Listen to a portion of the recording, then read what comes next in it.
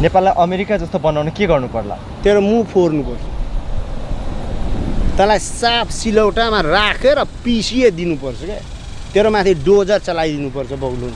यो कुन यार साफ श्रीमतीको डिबी परेर आएको मान्छे जस्तो छ यार, यो यसलाई दिमाग खराब गरेछ यार।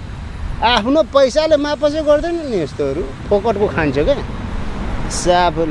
हेर न अनुहार लोट्रीको टिकट जस्तो छ, त्यो पनि नपर्ने क्या। ए बगलोल एउटा कुरा, अमेरिकालाई त अमेरिका रहन दे, नेपाललाई किन अमेरिका बनान्छस् रे? किन बनान्छस्? तिम्रो काका ठिकदार हो? अमेरिकालाई के नेपाललाई अमेरिका बनाउँछ? नेपाललाई कसरी राम्रो नेपाल बनाउनु पर्छ सोध्न।